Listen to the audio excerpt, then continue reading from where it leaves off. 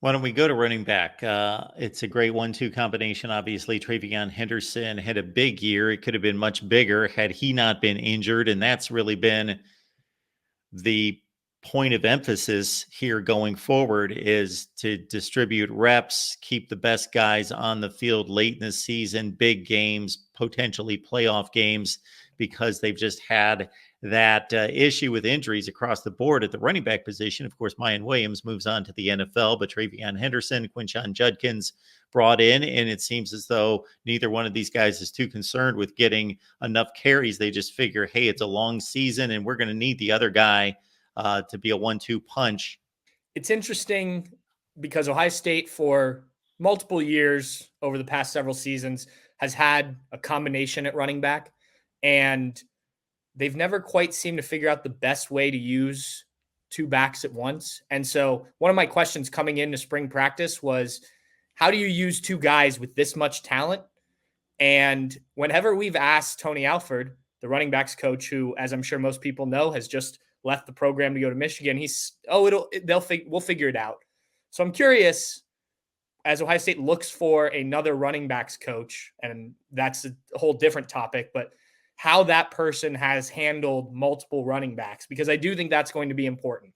Sure, they can say right now, we don't care about the carries and we just want to win and all that. And I do think that both guys feel that way. Both guys have put up numbers. Travion Henderson the last 3 years, Quinshon Judkins at Ole Miss has been the best, statistically the best rusher in the SEC. Frankly, I think it's a benefit to both of them to not have to carry the ball as much as, especially Quinshon Judkins, he has in the past, just in terms of the load it puts on his body. But I do think this is a delicate balance. You've got two guys who have been stars in their offense. Now, how do you take that and blend it together for the betterment of the team? And some of that will fall on their shoulders to accept a reduced role, which you would assume they've already done. This has certainly been a discussion within the Woody Hayes Athletic Center, and even before Quinshon Judkins committed. But it's also going to fall on Ryan Day, Chip Kelly, and whoever this new running backs coach is that Ohio State hires to figure out a plan. And you can group Dallan Hayden maybe even in there too, a guy who hasn't probably seen enough carries the last 2 seasons. How do you keep everyone happy? Because as we know, this transfer portal world that we live in, guys can get out of there quick, and you have to live with that if that happens, but you try and avoid it as much as possible, right? Yeah, I'm going to skip past the first two. We'll get back to him because Dallan Hayden is still a very young college football player, but in a sense, it seems like he's been around forever because he burst onto the scene for most of us in the Maryland game prior to Michigan 2 years ago. He racks up about 145 yards, probably is the guy that made the difference in staving off an upset. And then he's non-existent, can't be hit the field against Michigan, and people are, including myself, why is this guy not on the field? Well, there may be other issues, pass pro and so forth, nothing from an off-field conduct situation. But then we go through another off-season, and obviously he was used sparingly, as we see right there, 110 yards throughout the entire season. Now here we are in another off-season, and is Dallan Hayden going to be a factor in this offense? That is a good question, and one that I wish, if I had the answer to it, I'd probably be working at the Woody Hayes Athletic Center and not sitting here, at least publicly, talking to you, right? I think it would make sense to incorporate Dallan Hayden more, but I've thought that the last 2 seasons, and it just hasn't happened. And you mentioned pass protection. There was talk. I don't know if this was ever true, but was he fumbling in practice some as a freshman? Ryan Day's pushed back on that, but you've got to wonder what was keeping him off the field, even when he came on and did so well.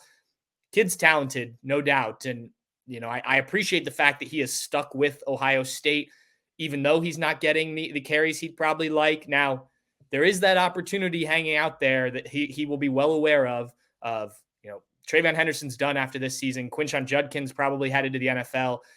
Ohio State doesn't have, they have 2 other freshman running backs on the roster. Obviously, the transfer portal is out there if they wanted to bring somebody in, but it looks like 2025 will be Dallan Hayden's time to be the go-to back. But yeah, I absolutely think that there's a role for him in this offense. Again, it's just finding, okay, how do we split carries? If we're talking about Dallan Hayden, between 3 running backs. And, the answer I think most coaches would give, well, it's going to be a long season, especially if Ohio State gets to where they want to go. with a Big Ten championship game and a run in an extended college football playoff. I think that's all well and good, but I do think you need to have a plan. And I think, as we talk about these running backs, that's going to be the biggest thing for me is what is the plan to keep guys happy, keep guys involved, and also keep guys healthy. TreVeyon Henderson, as you mentioned, dealt with some injuries over the past few years. If you can get him, maybe he brings down the carries some, but Dallan Hayden gets some more carries. You have Quinshon Judkins in the mix. Okay, now you get to the Big Ten, the Michigan game, the Big Ten championship game, college football playoff. You have a healthier, fresher TreVeyon Henderson. So I think that would benefit the team as well. I saw Judkins for the first time. It was one of his first big games for Ole Miss, and he was not a highly recruited guy coming out of high school. And I'm not a recruiting guy, but I talk to recruiting people almost every day, so I know names. And I see him for Ole Miss in an SEC game early in the season. I'm like, man, this guy is good. And then I find out he wasn't really that highly regarded.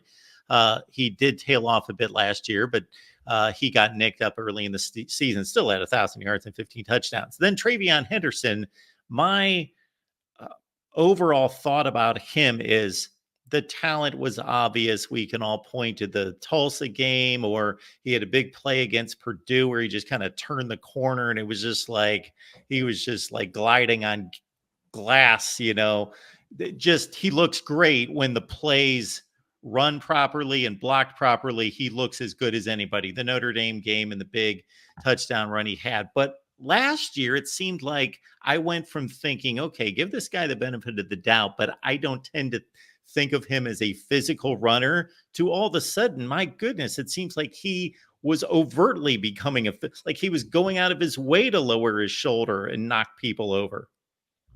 Absolutely. I think the health was a big part of that. The injury he dealt with, the foot injury 2 seasons ago, just didn't allow him to do some of the things that he's capable of doing.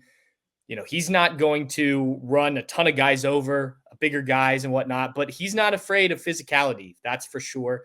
And like you said, there's just the explosiveness that he brings to the game. I don't think Buckeye fans are going to forget that Notre Dame run anytime soon. The way he just, shoots out of a cannon in that play, on that play. And he's done it on others as well. That was just, a big game situation. So the talent is there, no doubt about that. It's health and, consistency, really, I think, because, and I think those two probably go hand in hand for him. There have been some really huge games in TreVeyon Henderson's career. There've also been some so-so games. And look, I think he needs to do it not only against, lower end Big Ten teams or some of the non-conference opponents. He needs to do it against Michigan. The stat keeps going around. The team that's won the rushing battle in that game's won the game in the last however many years. Well, TreVeyon Henderson's a big part of that, right? So, I know he's not in control of how many touches he gets in those games and whatnot, but I think if he wants to end his career the way he expects coming back for his senior year, you're going to have to be TreVeyon Henderson in some of the biggest games of the season consistently.